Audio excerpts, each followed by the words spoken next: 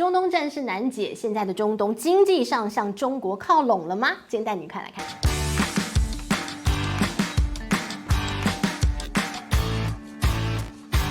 嗨，大家好，我是志玉，今天想跟大家来聊一聊以哈战事啊，到目前为止还打得难分难舍，以色列就是不肯松手，这牵动了中东跟中国、美国之间的三方关系，很神奇吧？好，我们带您来看到最近啊，这以色列啊，应该是天怒人怨吧？最早，你觉得哇，犹太人被纳粹那样子的一个屠杀，好可怜，大家同情他。但是如今你再看以色列，你会用不同眼光。你当初怎么样被大家这个同情的？你现在居然去虐待别人，怎么会呢？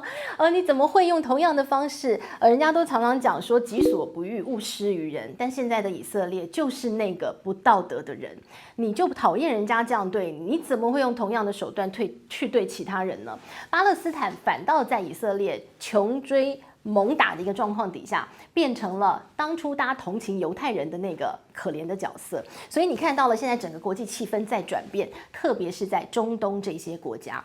最近你看到以色列大家都一直在说你不要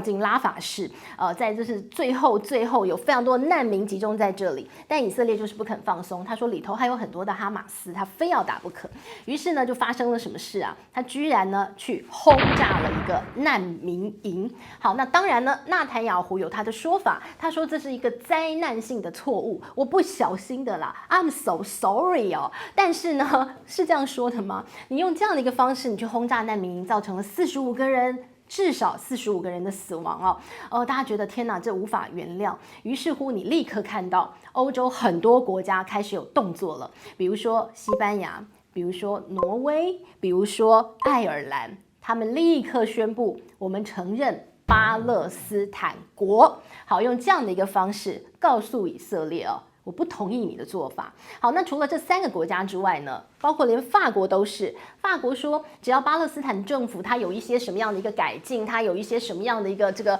作为的话，它也要承认巴勒斯坦国。这目前在欧盟当中啊，你看到那个气氛好像已经开始慢慢的有那样的一个氛围出现了。甚至呢，在欧盟的一个这个联席会议当中，他们第一次讨论要不要制裁以色列。你就看得出来，这就是一个他们的态度了那除了欧盟之外呢，中东国家当然都是从头到尾站在巴勒斯坦这一边。特别你看到连土耳其北约国家，土耳其呢，我们看到他的一个这个埃尔段怎么说呢？他说你们这些袖手旁观、保持沉默的国家，你们这些北约国家、这些欧洲国家，他说你们都是同谋。因为你对于以色列的暴行，你保持沉默，然后他直接就点名美国，美国你双手沾血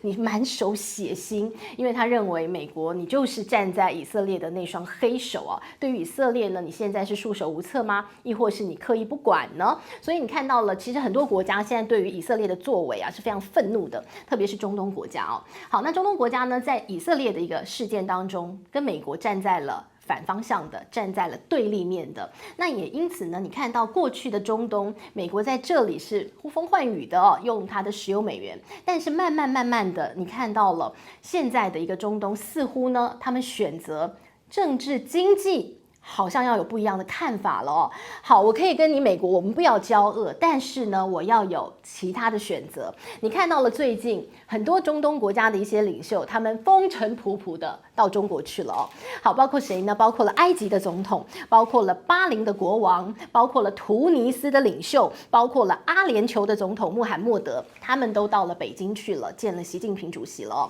好，那这是一场什么样的国事访问呢？国事访问不是一个国家一个国家来吗？怎么这么多国家一起来大家是怎么样这个参加旅行团吗？好，那其实呢是有一场很重要的会议在这个中国来举行这就是中国跟阿拉伯国家所谓的中阿合作论坛。但是呢，这次的论坛它只是一个部长级的会议。部长级的会议，你说，我刚讲的那些不都是领袖吗？他们不用来没错的。其实呢，这个中国跟阿拉伯的一个合作这样的一个中阿峰会其实呢才是领袖应该参加的。那像这一次的合作论坛部长级的会议，部长来就好，但是呢，领袖都来了，你就可以闻到那个味道，什么意思这些阿拉伯世界的国家似乎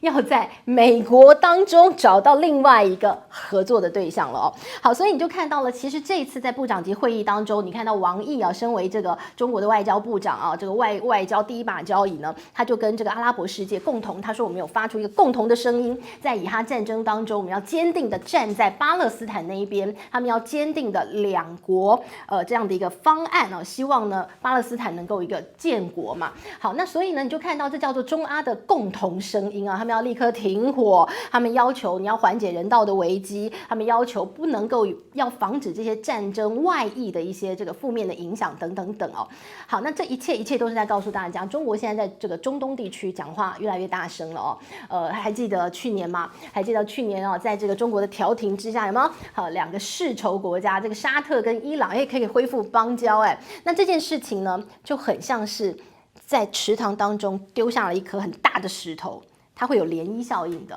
什么样的一个涟漪效应呢？你就发现了，沙特跟伊朗都可以重修旧好，那其他国家有什么不行啊？最近你就看到了这个叙利亚也是哦，叙利亚呢也跟沙特恢复了一些关系哦。过去呢，他们因为叙利亚战争啊，这两个国家也是闹得很不行啊，这是终止外交关系啊，断交。但是呢，最近沙特派了他们的一个这个大使派到了叙利亚去了恢复了他们之间的一个外交关系。很特别，为什么？叙利亚跟伊朗好朋友，所以呢，他就发现好朋友都跟沙特做朋友了，那我的朋友圈好像也可以把你拉进来，所以你就看到他们一直在修补关系。那其实呢，过去的这些非常针锋相对的一些关系背后，都有美国的影子。所以现在你就发现了，当大家越来越觉得，这个美国反正你也离开中东嘛，对不对？然后你看你以色列也管不了啊，那不如我就来找其他的一些合作对象啊，看上了这个中国，似乎看到更多的一些可能性。所以你看到了这个沙特逐渐的在整个中东地区啊，跟以前的世仇都在修补关系，你就可以看得出来，这个沙特以前是美国忠实的朋友，但现在呢，他发现他的朋友圈可以扩展，可以有不同的选择。那其实提到沙特呢，我们就带您看到沙特其实有一支非常非常重要的，在全世界的金融圈可以撼动的，那就是沙特的主权基金啊，它规模很惊人啊。好，那个主权基金最近什么动作呢？很奇妙它在退出美国的科技股。当大家都觉得辉达这个 AI 可以带领着美国科技股鸡犬升天的时候，你发现了为什么这个沙特的主权基金却在退出这个科技股呢？我们给大家数字这个沙特的主权基金这个简称叫 PIF 它在2023年年底它持有这些科技股的一个部位呢，还高达了350亿美金但是呢，到了2024年第一季呢，它锐减了，它缩小了，大概只剩下180亿美金市值的这些手中的这些股票了。然后大家说为什么？你到底看到了些什么？沙特主权基金其实是一个投资眼光非常精准的一支基金它常常呢可以这个未卜先知的它都可以非常抓紧这个世界的投资趋势的所以你就发现了，为什么它在退呢？到底它看到了什么？不知道啦。但是呢，其实这支主权基金除了它在投资股市当中可以说是这个屡战都非常厉害还有呢，它也成为了一个天使创投的一个概念。在这样的主权基金底下呢，它衍生出了非常多的一些投资公司。最近呢，很有意思的是带大家看到它要开始投资高科技，其实这是沙特它的2030的愿景啦。它这个愿景呢有很重要的一个3大目标好，第一大目标呢就是它要降低对石油的依赖目前为止呢，这个沙特就是靠卖油，就是我家里有矿，我躺在石油上，这个躺着赚钱，然后太开心了所以呢，你看到沙特靠着石油吃香喝辣，但是呢，他们的2030愿景告诉大家不。我以后呢要降低对石油的依赖，我要经济转型，他们要转向高科技。所以呢，你就看到它这个很重要的2030愿景一个是要经济转型，要降低对这个油的依赖然后呢，他们还有什么呢？它要增加非石油的收入，那就是呢高科技，他们要整个产业升级了好，那再来一个，他们要打造一个温和的伊斯兰世界那个就你慢慢打造，我们是不知道啦。但是我们来带你看它的愿景：经济转型，摆脱对油的依赖，增加非石油收入这个部分。他现在看上了中国，要找中国帮忙。好，我们刚刚提到的这支非常厉害的沙特主权基金，它最近呢旗下有一个投资公司他就去投资了中国的联想。好，那为什么投资联想呢？因为联想啊，可以说是世界上非常知名的电脑的制造商了哦。他投资了联想。好，那投资了联想呢，战略合作，好，要干嘛呢？它当然就是要转型成高科技的一个产业。所以呢，联想啊接受投资的同时啊，他就答应承诺，他要在这个沙特呢，他要做一个制造中心，他在这里呢要做他的 PC， 做他的个人电脑，在这里呢要组装他的一些高科技的一些终端商品，所以呢这就是沙特要的，所以他投资了这20亿美元啊，这是初步第一步的投资，他就是战略联手跟联想，然后呢希望可以打造沙特转型。变成一个以后站出来说，我也是高科技国家呢哈。好，那其实呢，这个联想哦，过去大家觉得，这个联想好像好几年哦，这业绩都不怎么样，然后又再加上现在中国的经济似乎陷入了一些困境哦，这个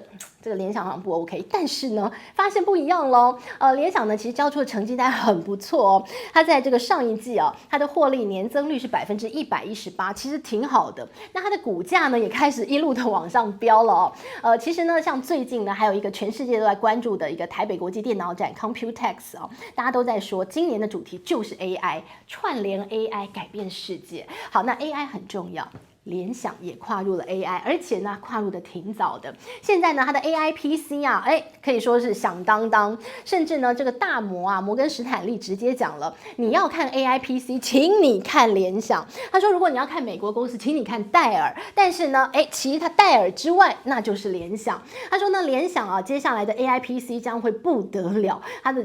营收占比会越来越高，所以他认为联想非常有投资价值。这个时候，你就说。这些阿拉伯人，这些头上戴毛巾的人，怎么这么有远见呢？他老早就投资联想了，所以呢，你就看到了要搭上这个 AI 的一个旋风，要插上 AI 的翅膀。现在沙特呢，他选中的是联想，所以呢，他现在呢要搭着中国呢在科技方面的现在已经有的成就，希望把自己也转型成一个高科技国家。2030的愿景有没有办法达成呢？就看看中国给不给力。不是，要看看他们的钱够不够，看要不要多挖点油来变现了哦。好，那么当然呢，我们看到了这个是中东最近的一些这个最新的一些新闻提供给大家，同时呢也看到了其实背后都有很多算计在的哦。好，这是今天准备的内容，希望你喜欢了，我们下回见，拜拜。